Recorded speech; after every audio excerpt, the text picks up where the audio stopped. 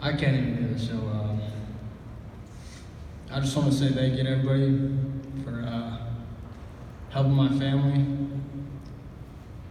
And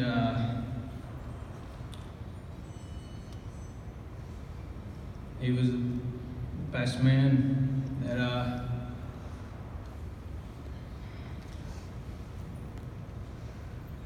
I've known in my entire life. And thank you everybody for the support. It means everything to me and my family, so thank you. Psalm 23. The Lord is my shepherd, I shall not be in want. He makes me lie down in green pastures. He leads me beside quiet waters. He restores my soul. He guides me in paths of righteousness for his name's sake. Even though I walk through the valley of the shadow of death, I will fear no evil. For you are with me. Your rod and your staff, they comfort me. You prepare a table before me in the presence of my enemies. You anoint my head with oil. My cup overflows. Surely goodness and love will follow me all the days of my life, and I will dwell in the house of the Lord forever.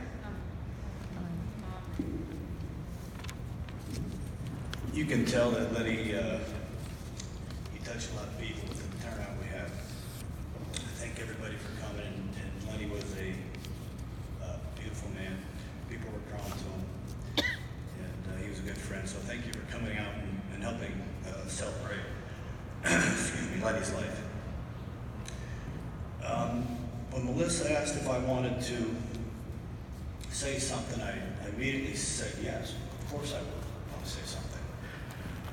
And then I thought about it. I'm like, what the heck am I going to say? And I know the guy for a long time, but I asked myself, what would Lenny do? And that got me nowhere because we had no idea what Lenny would do. So unpredictable.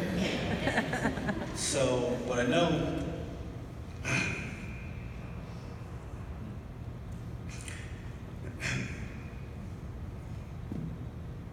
I know Lenny would want me to speak from the heart.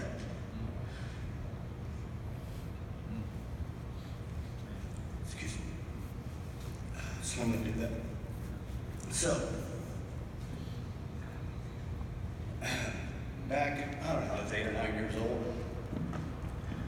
I never even met the Staats family, but I didn't like them because they were moving into my best buddy Ross's house, and I thought they were the reason that Ross is leaving. And I was mad. I didn't like it. So it didn't take long for that feeling to go away. Carol, she was like my second mom. My mom's name was Carol as well.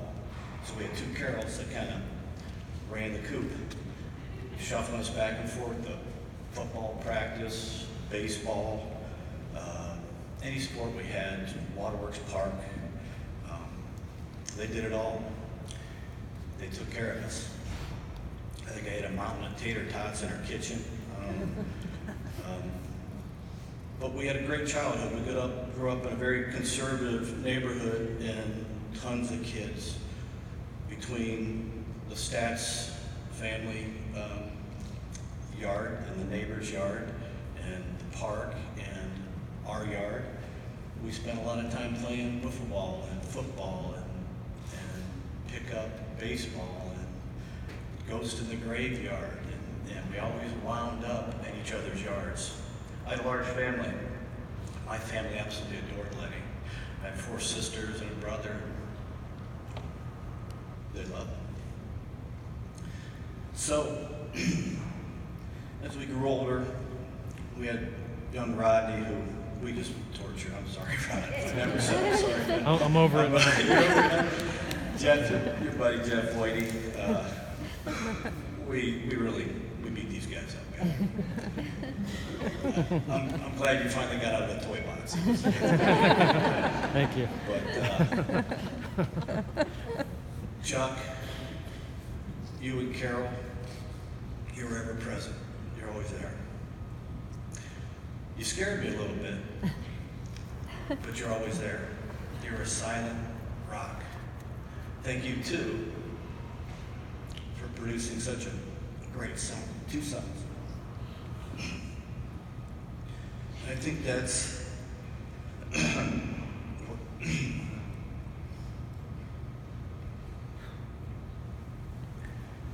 right.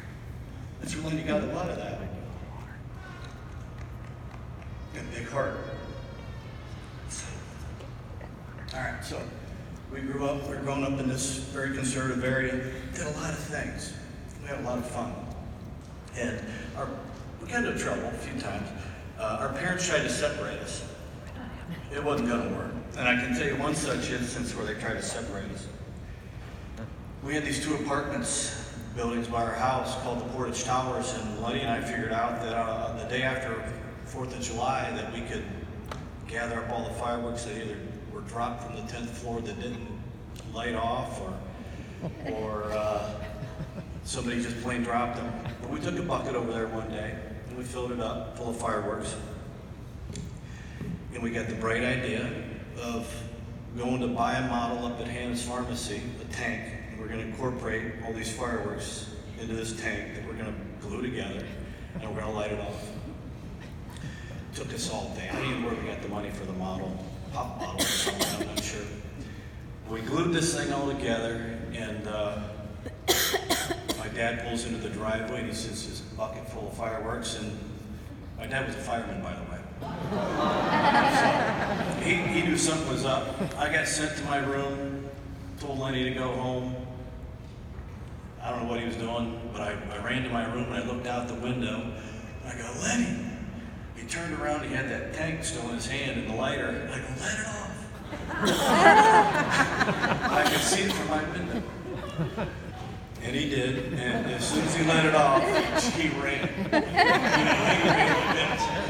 And he took off running, but he stopped, he turned around to see that thing just do what it had to do. It blew up, it melted, and of course, that was worth getting the belt for, I guarantee you. But that was a lot of fun. So over the years, we had tons of fun.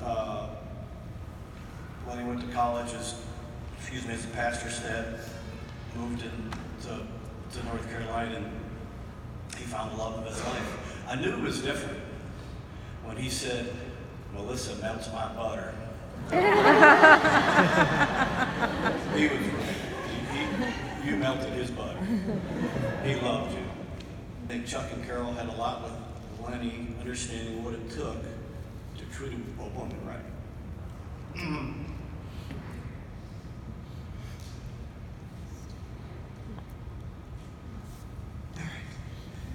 So, of course, then comes you, Austin.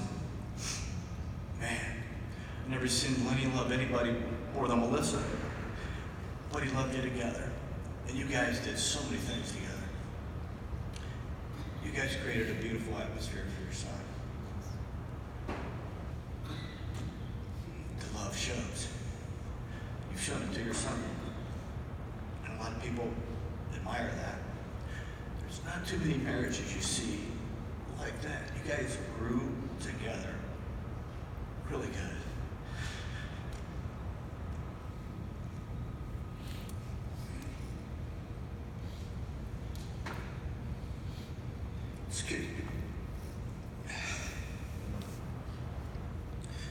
So, kind of in closing, it's sad. We're all sad when he's gone. But I know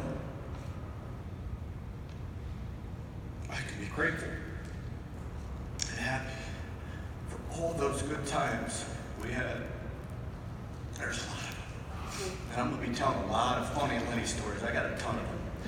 Good and bad. But thanks for being a great wife to my buddy. Thanks for being good parents to my buddy. Brother, he gloated about his nieces. Always did. And as he grew older, he just became more and more loving. We talked about that, Rod. Yeah. We talked about how Melissa and Lenny met. That's an awesome story. But I'm going to take with me all the fun times, good memories, and be happy that I had those. It was good.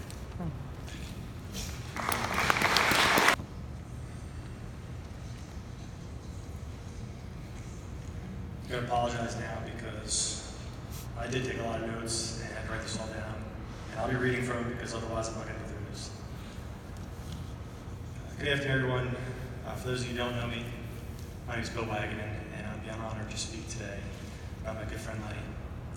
It's because of my relationship with Lenny that I met, hung out with, and became friends with many of you. I'm sure all of you remember Lenny as the life of the party. No, I'm not talking about those parties, although that's true also. I'm talking about the party of life. His booming voice, contagious laugh, his teasing nature, and above all, his energy and passion for the kids of the community. The way Lenny gave back every chance he could speaks to why there are so many people here to celebrate his life. I met Lenny in 2010 on the fields of Budwick Park, where our boys played tackle football. At the time, our boys were on opposing teams, but he was such a fixture at the field that you couldn't miss him, and we quickly became friends. I look back at how we met, and it makes me smile. You see, Lenny despised the Steelers with every bone in his body. But he had to coach me that year. And it must have pained him to see his son Austin wearing that black and gold, especially since he was a lifelong Browns fan.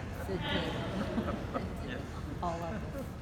During his early years, when the boys were little, Lenny was the president of the West Point Football League. He spent his evenings at the field after long days at work and was always there by 6:30 on Saturday morning to set up for game day.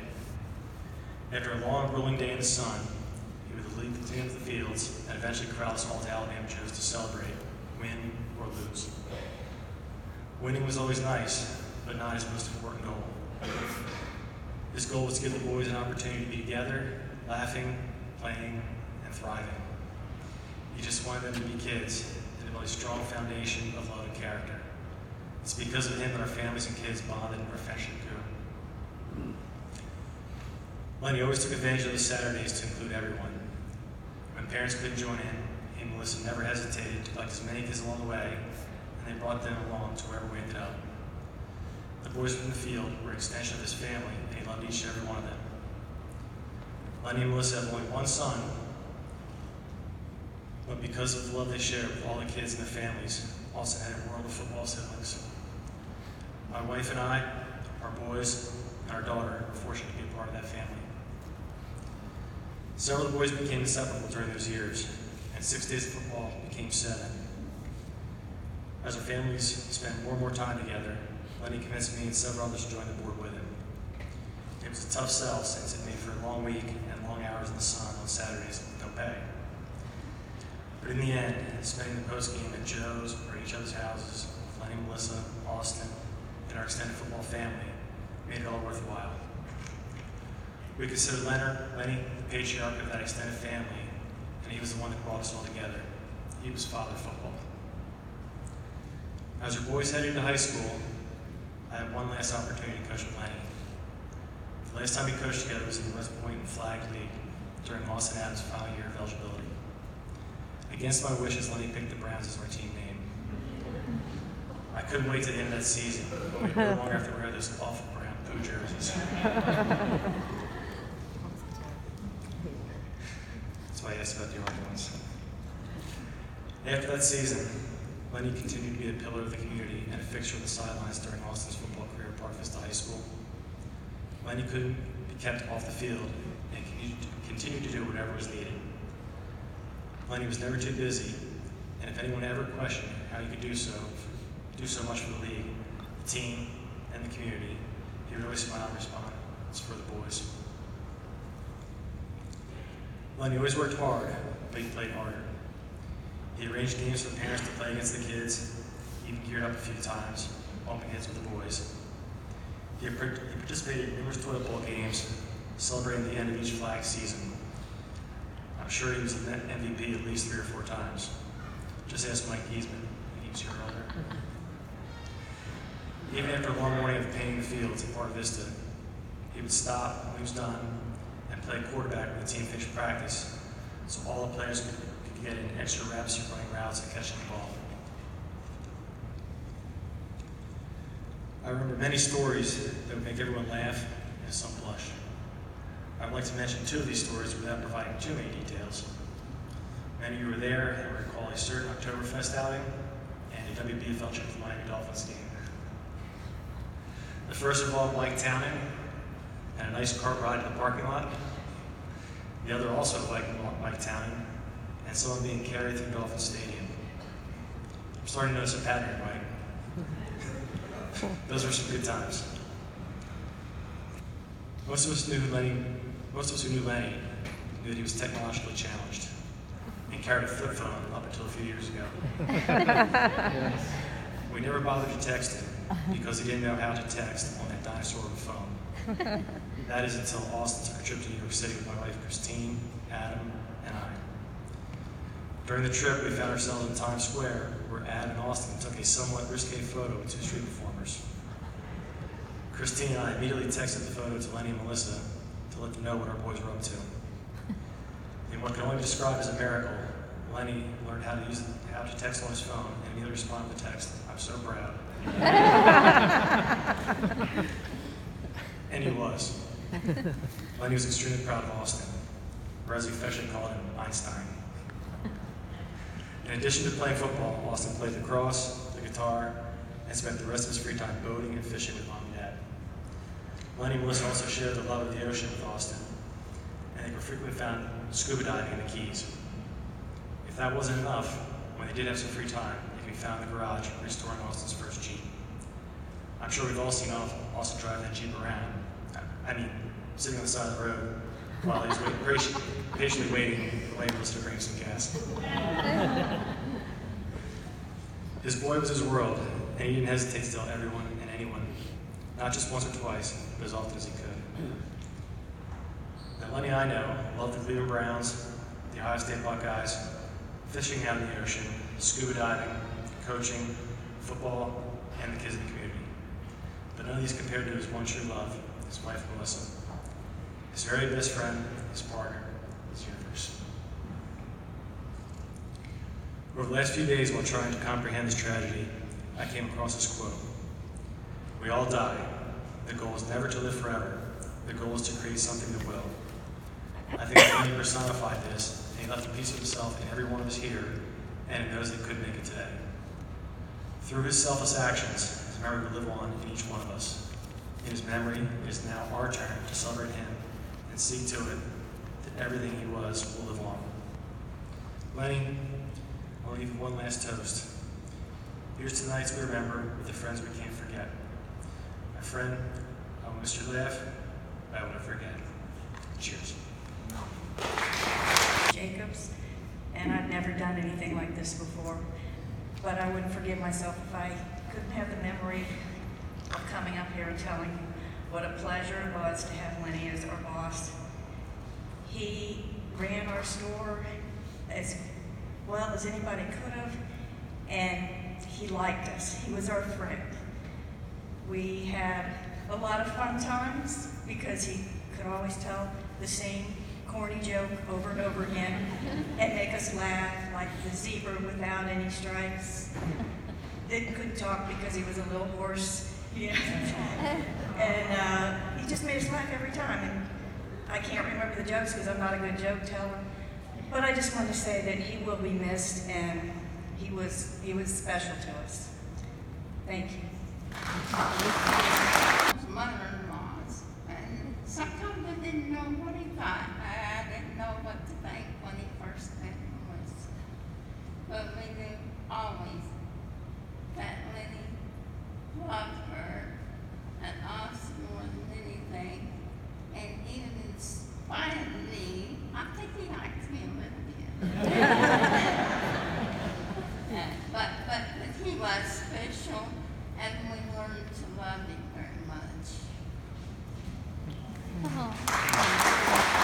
I've known Austin and Lenny and everybody for probably since 5th grade. And he was the type of guy, I could walk into Austin's house and he would sit me down and talk my ear off. But one time, I went to Austin's house and we were supposed to go fishing, and this was actually right after they got back from Minnesota. And he sat me down and talked for about 45 minutes to an hour, just non-stop telling me stories, and I loved it. I loved every second of it. But one of my favorite stories was one night we went to a club, and it was our first club. And Austin is also like Lenny, he's technologically challenged. So he did not answer his phone all night, and the next morning he gets a phone call from Lenny. Finally woke up and answered it. They were screaming at each other, going at it, and he goes, "Where were you, Austin?" Austin responds with, "The strip club." And Lenny says 2 words, or 3 words, "I'm proud of you." That's all. Lenny and Melissa met at a video blockbuster store. Is that correct? And after a few weeks, we invited, my wife and I invited him out to dinner. And we were already fond of Lenny. Didn't really know him well, but we were fond of him and his attitude, his life, his demeanor. And we took him out to dinner, and I looked at him right across the table, looked him in the eye and said, well, what date have you got set? And he looked at me and says, "I don't know what you're talking about." So, remember that? At the Lotus Garden in Winston-Salem, North Carolina. A few other things. I remember one time we came down for Thanksgiving from North Carolina, and we brought a cornucopia with us. You know what a cornucopia is? Well, Lenny didn't know. But Austin, about 6 or 7 years old, said, "That's a cornucopia." Well, he was close, but he knew. And Lenny was shocked. "How do you know that?" The young man that didn't know what a cornucopia was. And other times, I remember when we were visiting from North Carolina, Lenny would say, "I'm trying to give Austin some advice, but I'm not sure I know what I'm doing because he's smarter than I am." Thank you. And I can only say one thing about Lenny. Hey, how are ya? Hey, how are ya? Hey, how are ya? He always had a funny phrase. And Lenny was one of those people, I think you could only meet maybe a handful in your life that, I mean, really touched your soul. He just always gave you a smile. And anytime, we talked about having a party, New Year's, I always look forward to it. It was always a good time, especially with the Staats family, Pearl, but he's going to be very sorely missed. And I'm really, really glad I got to know him. I'm Ron Reese, a friend of Lenny's from the West Point Football League, as many of the people here are as well. I see this picture up here, sitting up here. I took this picture. There's a little bit of a funny story about this picture. Lenny's love for Ohio State football. The people at FAU, the coaches there, got in touch with the board at West Point Football League and asked us if we would help put together a camp. When Lenny found out that Urban Meyer, the coach of Ohio State football, was going to be there, he didn't hesitate. And so several of us, I know some people who are here tonight, we got together, we got the boys together. We had about 500 kids from all across South Florida to try out in front of the Ohio State coaches. They were going to spend 4 hours there that day, go through a very extensive camp with some of the best coaches in the country. Except Lenny and I didn't participate. The reason we didn't participate is because Lenny had me follow him around with a camera for 4 hours until I was able to get this picture. umpire was about to leave, they had security come and try to keep us away because we were getting a little too close at sometimes. And then at the very end, Urban finally gave in and said, "Come get your picture." I snapped it. He took one. Urban got on a plane. I never saw Lenny so happy. Just again, something, one of those stories about how you know Lenny and his love of football and how he brought us all together. So we're gonna miss him. Burn a little dimmer after this loss by Adam Lichtenstein. There are numerous people who put their time and effort into making high school sports happen. Referees, parents, and other volunteers all put in time to pave the way for thousands of games being played across the country each week. They don't get their names in the paper and they rarely get recognized. One of those people was Lenny Staats. Lenny was a volunteer football coach, one-time president of the West Boyden Football League, and a volunteer at Park Vista. For years, he manned chain gangs, lined fields, and did the little things. He just volunteered his time all those years, and he just meant a lot to a lot of people around here. Park Vista coach Brian Dodd said, "I can still hear his voice because he had such a unique voice. I can still hear him. Coach Dodds, what do you need me to do today?" He was pretty much the ultimate volunteer for Park Vista football. Just one of the best supporters we've ever had. He was just totally into our program, regardless of the success we had. He just cared about all the players in our program. Lenny was my neighbor from 2002 when my family moved into a house across the street from him until I went to college. Then again when I came back home. Lenny died from a brain hemorrhage early Monday morning. It was his 56th birthday. Football was what Lenny and I talked about all the time. When the other kids on the block and I were out in the street playing football, Lenny would join in the games. I watched the Carolina Panthers